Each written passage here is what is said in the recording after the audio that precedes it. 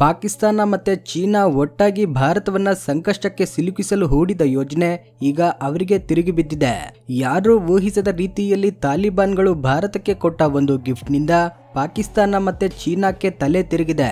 America ಕೂಡ shock ಆಗಿದೆ. ಕಾಬೂಲಿಂದ ಕಾಬೂಲಿಗಳ ಧ್ವನಿ ಕೇಳಿ ಬಂತು. ನೂರಾರು ವರ್ಷಗಳ ಬಾಂಧವ್ಯ ಮತ್ತೆ ಚಿಗುರಿತು. ಪ್ರಪಂಚವೇ ಆಶ್ಚರ್ಯದಿಂದ ನೋಡ್ತಿರುವಾಗ ಭಾರತವು ಚಾಬಹಾರ್ ಎಂಬ ಚಕ್ರ ವ್ಯೂಹವನ್ನ ಸಕ್ರಿಯಗೊಳಿಸಿದೆ. ಇನ್ಮುಂದೆ ಮಧ್ಯ ಏಷ್ಯಾಕ್ಕೆ ಭಾರತಕ್ಕೆ ನೇರ ಪ್ರವೇಶ ಸಿಗಲಿದೆ. ನಿಜವಾದ ಆಟ ಈಗ ಆರಂಭವಾಗಿದೆ. ಅಫ್ಘಾನಿಸ್ತಾನದಲ್ಲಿರುವ $1 ಟ್ರಿಲಿಯನ್ ಮೌಲ್ಯದ ಲಿಥಿಯಂ, ತಾಮ್ರ, ಚಿನ್ನದಂತಹ ಖನಿಜಗಳ ಮೇಲೆ ಕಣ್ಣಿಟ್ಟು ತಾಲಿಬಾನ್ಗಳನ್ನ ತಮ್ಮ ಬುಟ್ಟಿಯಲ್ಲಿ ಇರಿಸಿಕೊಳ್ಳಲು ವರ್ಷಗಳಿಂದ ಪ್ರಯತ್ನಿಸುತ್ತಿದ್ದ ಚೀನಾಗೆ ಈಗ ಫ್ಯೂಸ್ಗಳು ಹಾರಿ ಹೋಗಿವೆ. ಅವರು ಹಾಕಿದ ಯೋಜನೆಗಳೆಲ್ಲವೂ ತಿರುಗಿ ಬಿದ್ದು ಬೂಮ್ರಾಂಗ್ ಆಗಿವೆ. ಭಾರತವನ್ನ ಶತ್ರುವಾಗಿ ನೋಡ್ತಿದ್ದ ತಾಲಿಬಾನ್ಗಳೊಂದಿಗೆ ನಮ್ಮವರು ಮಾಡಿಕೊಂಡ ಒಪ್ಪಂದ ನೋಡಿ ಅಮೆರಿಕ ಕೂಡ ಬಾಯಿ ಬಿಟ್ಟಿದೆ. ಇನ್ನು ಪಾಕಿಸ್ತಾನದ ಸಂಗತಿ ಹೇಳುವುದೇ ಬೇಡ. ನಿನ್ನೆ ಮೊನ್ನೆವರೆಗೂ ತಾಲಿಬಾನ್ಗಳಿಗೆ ದೊಡ್ಡ ಬೆಂಬಲಿಗರಾಗಿದ್ದ ಪಾಕಿಸ್ತಾನ ಇಂದು ಡ್ಯೂರಾಂಡ್ ರೇಖೆಯ ಬಳಿ ಅವರೊಂದಿಗೆ ಯುದ್ಧ ಮಾಡ್ತಿದೆ. ಇತ್ತೀಚೆಗೆ ಪಾಕಿಸ್ತಾನವು ಅಫ್ಘಾನಿಸ್ತಾನ ಮೇಲೆ ವಾಯುದಾಳಿ ನಡೆಸಿದಾಗ ತಾಲಿಬಾನ್ಗಳು ಇಸ್ಲಾಮಾಬಾದ್ನ ನಾಯಕರಿಗೆ ನಿದ್ದೆಗೆಡಿಸುವಂತೆ ತಿರುಗೇಟು ನೀಡಿದರು. ಈ ಜಗಳಗಳ ಮಧ್ಯೆ ತಾಲಿಬಾನ್ಗಳು ಭಾರತಕ್ಕೆ ಒಂದು ಮಾಸ್ಟರ್ ಕೀ ನೀಡುವುದಾಗಿ ಘೋಷಿಸಿದ್ದಾರೆ. ಈ ಕೀಯಿಂದ ಭಾರತದ ಖಜಾನೆ ತುಂಬುವುದಷ್ಟೇ ಅಲ್ಲ, ಮಧ್ಯ ಏಷ್ಯಾದಲ್ಲಿ ನಾವೇ ರಾಜರಾಗಲಿದ್ದೇವೆ. ಈ ಸ್ಫೋಟಕ ಸುದ್ದಿಯ ಸಂಪೂರ್ಣ ಕಥೆಯನ್ನ ಈಗ ನೋಡೋಣ. ಅದಕ್ಕೂ ಮುಂಚೆ ದಯವಿಟ್ಟು ವಿಡಿಯೋಗೆ ಲೈಕ್ ಮಾಡಿ, ನಮ್ಮ ಚಾನೆಲ್ಗೆ ಸಬ್ಸ್ಕ್ರೈಬ್ ಆಗಿ, ಹಾಗೇನೆ ಕಮೆಂಟ್ ಸೆಕ್ಷನ್ ಅಲ್ಲಿ ಜೈ ಹಿಂದ್ ಎಂದು ಟೈಪ್ ಮಾಡಿ. ಪಾಕಿಸ್ತಾನ ಮಾಡಿದ ಅತಿ ದೊಡ್ಡ ಮೋಸ ತಿರುಗಿ ಬಿದ್ದಿದೆ. ಅಫ್ಘಾನಿಸ್ತಾನಕ್ಕೆ ಭಾರತ ಸಮುದ್ರ ಮಾರ್ಗವನ್ನ ತೆರೆದಿದೆ. ಚೀನಾದ ಡ್ರ್ಯಾಗನ್ನ ಸಿಲ್ಕ್ ರೋಡ್ ಕನಸು ಒಡೆದು ಹೋಗಿದೆ. ಭಾರತ ಹಾಕಿದ ಈ ಮಾಸ್ಟರ್ ಸ್ಟ್ರೋಕ್ ಈಗ ಜಾಗತಿಕ ರಾಜಕೀಯದಲ್ಲಿ ಸಂಚಲನ ಸೃಷ್ಟಿಸುತ್ತಿದೆ.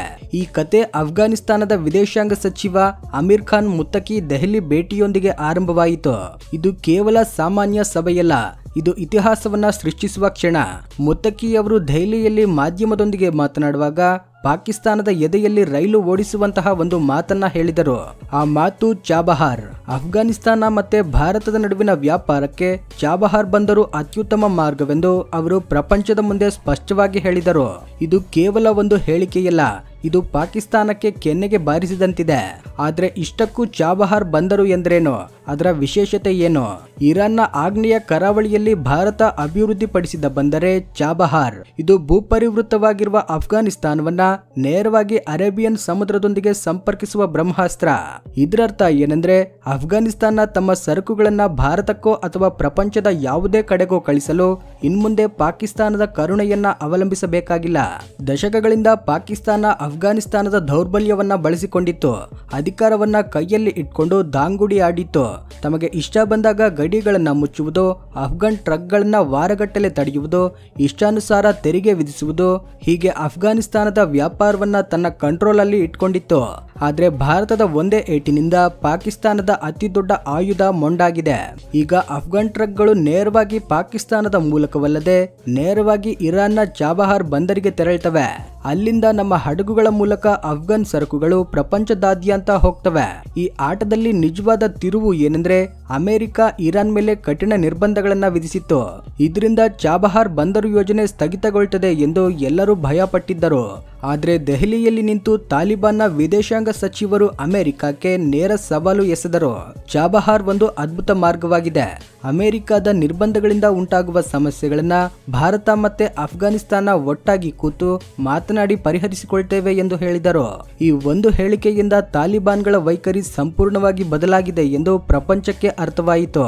ಇನ್ಮುಂದೆ ಯಾರ ಒತ್ತಡಕ್ಕೂ ನಾವು ಬಗ್ಗುವುದಿಲ್ಲ. ನಮ್ಮ ಭವಿಷ್ಯವನ್ನ ನಾವೇ ನಿರ್ಧರಿಸ್ತೇವೆ. ಆ ಭವಿಷ್ಯದಲ್ಲಿ ನಮ್ಮ ಅತಿ ದೊಡ್ಡ ಪಾಲುದಾರ ಭಾರತವೇ ಎಂದು ತಾಲಿಬಾನ್ಗಳು ಇಂಡೈರೆಕ್ಟ್ ಆಗಿ ಹೇಳಿದ್ದಾರೆ. ಚಾಬಹಾರ್ ಅಂದ್ರೆ ಚೀನಾ ಮತ್ತೆ ಪಾಕಿಸ್ತಾನಕ್ಕೆ ಯಾಕೆ ಭಯ? ಚಾಬಹಾರ್ ಹೆಸರು ಕೇಳಿದ ತಕ್ಷಣ ಚೀನಾ ಮತ್ತೆ ಪಾಕಿಸ್ತಾನಕ್ಕೆ ಏಕೆ ನಿದ್ದೆಗೆಡುತ್ತದೆ? ಇದನ್ನ ಅರ್ಥ ಮಾಡಿಕೊಳ್ಳಲು ಈ ಪ್ರದೇಶದಲ್ಲಿ ನಡೆಯುತ್ತಿರುವ ದೊಡ್ಡ ಭೂ ರಾಜಕೀಯ ಆಟವನ್ನ ನಾವು ತಿಳಿಯಲೇಬೇಕು.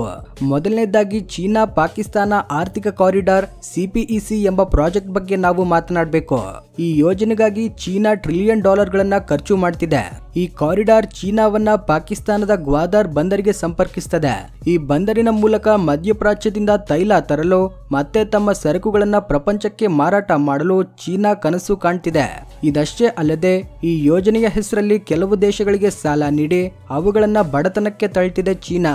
ಈಗ ಅಫ್ಘಾನಿಸ್ತಾನ ಭಾರತದೊಂದಿಗೆ ಒಡನಾಟವನ್ನ ಆರಂಭಿಸಿದ್ದರಿಂದ ಚೀನಾದ ಯೋಜನೆಗಳು ಕಾರ್ಯರೂಪಕ್ಕೆ ಬರೋದಿಲ್ಲ. ಇದಕ್ಕೆ ನಾವು ಸಹ ಉತ್ತಮ ಕೌಂಟರ್ ನೀಡಿದ್ದೇವೆ. ಒಮ್ಮೆ ಈ ನಕ್ಷೆಯನ್ನ ನೋಡಿ.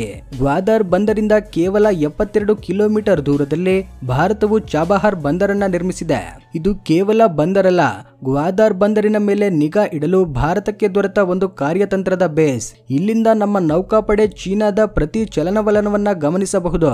ಒಂದ್ ವೇಳೆ ಯುದ್ಧದಂತಹ ಸನ್ನಿವೇಶ ಬಂದ್ರೆ ಭಾರತ ಒಂದೇ ದಾಳಿಯಿಂದ ಗ್ವಾದರ್ ಬಂದರನ್ನ ಮುಚ್ಚಿ ಚೀನಾದ ಪೂರೈಕೆ ಮಾರ್ಗವನ್ನ ಕಡಿದು ಹಾಕಬಲ್ಲದು.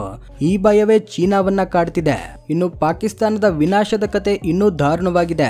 ಇದುವರೆಗೆ ಅಫ್ಘಾನಿಸ್ತಾನವನ್ನ ಬೆದರಿಸಿ ಶತಕೋಟಿ ಡಾಲರ್ಗಳನ್ನ ಗಳಿಸಿದ್ದ ಪಾಕಿಸ್ತಾನ ಈಗ ಸಂಪೂರ್ಣವಾಗಿ ಹಿನ್ನಡೆಯಾಗಿದೆ. ಅಫ್ಘಾನಿಸ್ತಾನದ ವ್ಯಾಪಾರವೆಲ್ಲವೂ ಈಗ ಚಾಬಹಾರ್ ಮೂಲಕ ನಡೆಯಲಿದೆ. ಇದರಿಂದ ಇರಾನ್ ಮತ್ತು ಭಾರತಕ್ಕೆ ಲಾಭವಾದ್ರೆ ಪಾಕಿಸ್ತಾನಕ್ಕೆ ಕೈಯಲ್ಲಿ ಖಾಲಿ ಜಗವೇ ಉಳಿಯುತ್ತದೆ. ಆದ್ರೆ ಕತೆ ಇಲ್ಲಿಗೆ ಮುಗಿಯೋದಿಲ್ಲ. ಚಾಬಹಾರ್ ಬಂದರು ಭಾರತಕ್ಕೆ ಅಫ್ಘಾನಿಸ್ತಾನಕ್ಕೆ ಮಾತ್ರವಲ್ಲ, ತೈಲ, ಗ್ಯಾಸ್, ಯುರೇನಿಯಂನಂತಹ ಖನಿಜಗಳಿಂದ ಸಮೃದ್ಧವಾಗಿರುವ ಮಧ್ಯ ಏಷ್ಯಾದ ದೇಶಗಳಿಗೂ ನೇರ ಗೇಟ್ವೇ ತೆರೆದಿದೆ. ಕಜಕಿಸ್ತಾನ, ಉಜ್ಬೇಕಿಸ್ತಾನ, ತುರ್ಕ್ಮೆನಿಸ್ತಾನ್ನಂತಹ ದೇಶಗಳೊಂದಿಗೆ ನಾವು ಇದುವರೆಗೆ ನೇರವಾಗಿ ಸಂಪರ್ಕ ಸಾಧಿಸಲು ಸಾಧ್ಯವಾಗಿರಲಿಲ್ಲ. ಈ ದೇಶಗಳೊಂದಿಗೆ ಸಂಪರ್ಕ ಸಾಧಿಸಲು ನಾವು ನಮ್ಮ ಶತ್ರು ರಾಷ್ಟ್ರವಾದ ಪಾಕಿಸ್ತಾನವನ್ನ ದಾಟಬೇಕಿತ್ತು. ಅವರು ಯಾವಾಗಲೂ ಅಡ್ಡಿಪಡಿಸುತ್ತಿದ್ದರು. ಆದ್ರೆ ಈಗ ಚಾಬಹಾರ್ ಮೂಲಕ ಈ ಎಲ್ಲಾ ದೇಶಗಳಿಗೆ ದಾರಿ ಸಿಕ್ಕಿದೆ. ನಾವು ಅವರೊಂದಿಗೆ ನೇರವಾಗಿ ವ್ಯಾಪಾರ ಮಾಡಬಹುದು, ನಮ್ಮ ಶಕ್ತಿಯ ಅಗತ್ಯಗಳನ್ನ ಪೂರೈಸಿಕೊಳ್ಳಬಹುದು, ಮತ್ತೆ ಚೀನಾದ ಪ್ರಭಾವವನ್ನ ಕಡಿಮೆ ಮಾಡಬಹುದು. ಆದ್ರೆ ಇದೆಲ್ಲವೂ ಒಂದೇ ದಿನದಲ್ಲಿ ಆಗಿ ಹೋಗಿಲ್ಲ. ಹಲವಾರು ವರ್ಷಗಳಿಂದ ನಾವು ಅಫ್ಘಾನಿಸ್ತಾನದೊಂದಿಗೆ ಸ್ನೇಹ ಬೆಳೆಸಲು ಪ್ರಯತ್ನಿಸುತ್ತಲೇ ಇದ್ದೇವೆ. ಕಾಬೂಲಿಗಳ ಮನಸ್ಸನ್ನ ಗೆಲ್ಲಲು ನಾವು ಎಲ್ಲವನ್ನೂ ಮಾಡಿದ್ದೇವೆ. ಈ ಕತೆ ಕೇವಲ ಹಣ ಮತ್ತೆ ಅಧಿಕಾರದ ಬಗ್ಗೆ ಮಾತ್ರವಲ್ಲ, ಇದು ಮನಸ್ಸುಗಳನ್ನ ಒಡಗೂಡಿಸುವ ಬಗ್ಗೆ, ಸಾವಿರಾರು ವರ್ಷಗಳ ಬಾಂಧವ್ಯವನ್ನ ಮತ್ತೆ ಬಲಪಡಿಸುವ ಬಗ್ಗೆ. ಈ ಕಥೆಯ ಮೂಲಕ ಮುತ್ತಕ್ಕಿ ಅವರು ಪ್ರಪಂಚಕ್ಕೆ ಒಂದು ಸಂದೇಶ ಕಳಿಸಿದರು. ಅಫ್ಘಾನಿಸ್ತಾನವು ಭಾರತದೊಂದಿಗೆ ಕೇವಲ ವ್ಯಾಪಾರವನ್ನ ಮಾತ್ರವಲ್ಲ, ಭಯೋತ್ಪಾದನೆಯಿಂದ ಹಾನಿಗೊಳಗಾದ ತಮ್ಮ ಹಳೆಯ ಸಾಂಸ್ಕೃತಿಕ ಬಾಂಧವ್ಯವನ್ನ ಮತ್ತೆ ಬಲಪಡಿಸಲು ಇಚ್ಛಿಸುತ್ತದೆ ಎಂದು ಹೇಳಿದರು. ಅಫ್ಘಾನಿಸ್ತಾನದ ಡ್ರೈ ಫ್ರೂಟ್ಸ್ ರಫ್ತಿನಲ್ಲಿ ಭಾರತವೇ ಅತಿ ದೊಡ್ಡ ಖರೀದಿದಾರ. ಚಾಬಹಾರ್ ಬಂದರು ಪೂರ್ಣವಾಗಿ ಕಾರ್ಯನಿರ್ವಹಿಸಲು ಆರಂಭಿಸಿದ್ರೆ ಕಾಬೂಲ್ನ ವ್ಯಾಪಾರಿಯೊಬ್ಬ ತನ್ನ ಬಾದಾಮಿ, ಪಿಸ್ತಾ ಇತ್ಯಾದಿಗಳನ್ನ ಯಾವುದೇ ಅಡೆತಡೆಯಿಲ್ಲದೆ ನೇರವಾಗಿ ಮುಂಬೈ, ಕೋಲ್ಕತಾ ಮಾರುಕಟ್ಟೆಗಳಿಗೆ ಕಳಿಸಬಹುದು. ಇದು ಹೊಸ ಭಾರತದ ಸಾಫ್ಟ್ ಪವರ್ ರಾಜತಾಂತ್ರಿಕತೆ. ಕ್ಷಿಪಣಿಗಳಿಂದಲ್ಲ, ಮನಸ್ಸುಗಳಿಂದ ಬಾಂಧವ್ಯವನ್ನ ನಿರ್ಮಿಸುವುದು. ಪಾಕಿಸ್ತಾನ ಭಾರತಕ್ಕೆ ತೋಡಿದ ಕುಣಿಯಲ್ಲಿ ತಾನೇ ಬಿದ್ದಿದೆ. ಅದರ ಅತಿ ದೊಡ್ಡ ಆಯುಧವಾದ ಭೌಗೋಳಿಕ ಸ್ಥಳವು ಈಗ ಕೆಲಸಕ್ಕೆ ಬಾರದಂತಾಗಿದೆ. ಚೀನಾದ ಸಿಪಿಇಸಿ ಕನಸುಗಳು ಈಗ ಭಾರತದ ಚಾಬಹಾರ್ ಚಕ್ರವ್ಯೂಹದಲ್ಲಿ ಸಿಕ್ಕಿಹಾಕಿಕೊಂಡಿವೆ. ಹೀಗೆ ಭಾರತವು ಒಂದೇ ಏಟಿನಿಂದ 2 ಹಕ್ಕಿಗಳನ್ನ ಹೊಡೆದಿದೆ. ಈಗ ಎಲ್ರಿಗೂ ಇರುವ ಅತಿ ದೊಡ್ಡ ಪ್ರಶ್ನೆ ಏನೆಂದ್ರೆ, ಚಾಬಹಾರ್ ಬಂದರು ಕೇವಲ ಹೊಸ ವ್ಯಾಪಾರ ಮಾರ್ಗವಾಗಿ ಉಳಿಯುತ್ತದೆಯಾ ಅಥವಾ ಇದು ಭಾರತವನ್ನ ಮಧ್ಯ ಏಷ್ಯಾದಲ್ಲಿ ಹೊಸ ಕಿಂಗ್ ಮೇಕರ್ ಆಗಿ ಮಾಡ್ತದೆಯಾ? ನಿಮ್ಮ ಅಭಿಪ್ರಾಯವನ್ನ ಕಮೆಂಟ್ ಸೆಕ್ಷನ್ ಅಲ್ಲಿ ತಪ್ಪದೇ ತಿಳಿಸಿ. ವಿಡಿಯೋ ಇಷ್ಟವಾಗಿದ್ರೆ ಲೈಕ್ ಮಾಡಿ, ಶೇರ್ ಮಾಡಿ, ಚಾನೆಲ್ಗೆ ಸಬ್ಸ್ಕ್ರೈಬ್ ಆಗಿ. ಜೈ ಹಿಂದ್.